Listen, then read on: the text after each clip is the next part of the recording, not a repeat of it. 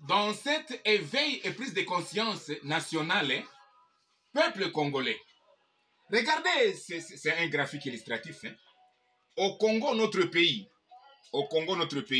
c'est seulement crise, souffrance, troubles, servitude, esclavage, oppression du peuple congolais pendant un siècle et demi avant et après l'indépendance fallacieuse, illusoire, utopique.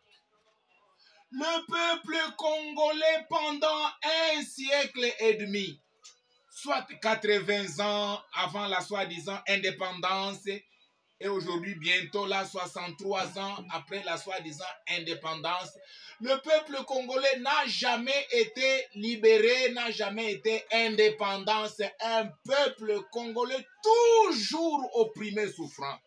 Et jusqu'où avec cette souffrance perpétuelle du peuple congolais? Jusqu'où? Regardez, peuple, regardez.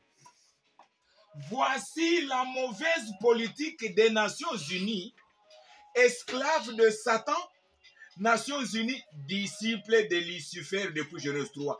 Les Nations Unies montent une mauvaise politique. Regardez, peuple.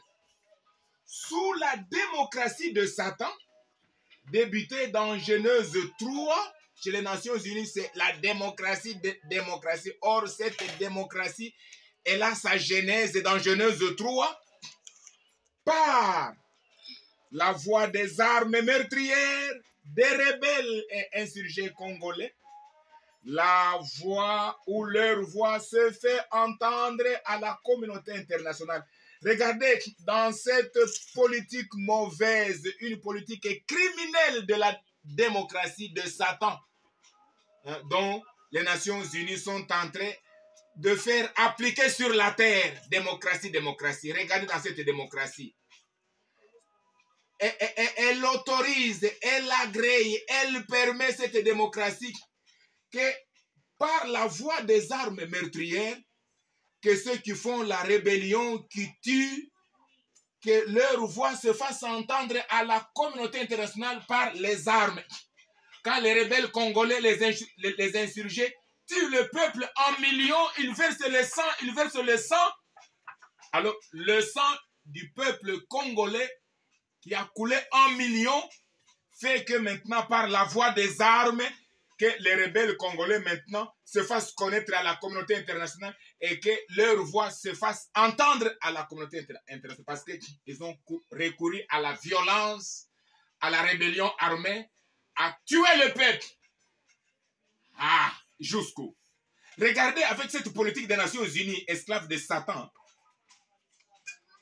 par la voix du peuple au verdict des urnes, issu de dialogue, accord, alliance de partage de pouvoir et du gâteau national, coalition, du type de FCC, Cash, Lamouka, Bloc patriotique, Union sacrée, leur voix se fait entendre à la communauté internationale.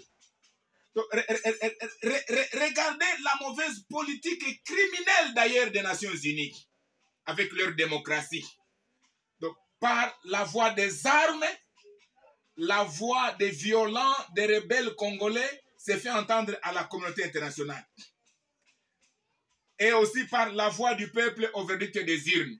Et pour arriver aux urnes, les politiciens dits pacifiques commencent par les dialogues, les accords, les alliances, voilà, les coalitions. Alors, quand ils partent aux élections prétendues libres, démocratiques et transparentes, maintenant, par le verdict des urnes, maintenant, la voix des politiciens criminels se fait entendre à la communauté internationale.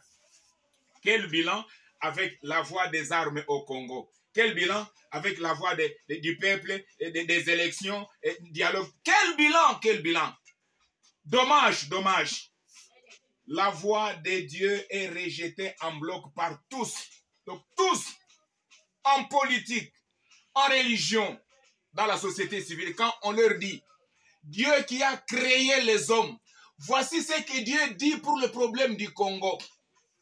Et les violents, et les politiciens dits pacifiques, et la communauté internationale, tous rejettent la voix de Dieu. Ils disent non, l'État congolais, c'est un État laïque. Qui dit l'État laïque, il ne faut qu'écouter seulement la voix des armes, la voix des rebelles congolais qui tuent le peuple et la voix des dialogueurs. Alors, la voix de Dieu qui a créé le peuple, elle est rejetée en bloc. Ah bon, quelle rébellion, quelle révolte de l'humanité contre Dieu. Voilà pourquoi nous faisons cette résistance. Parce que la voix de Dieu n'a pas sa place. Hein? Là où se fait retentir la voix des armes et la voix du peuple, la voix des dialogueurs.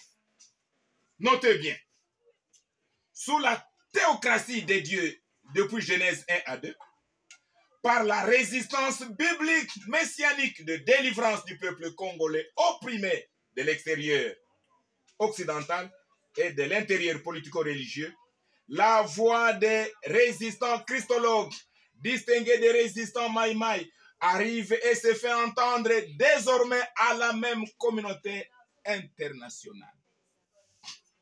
C'est du nouveau dans le monde.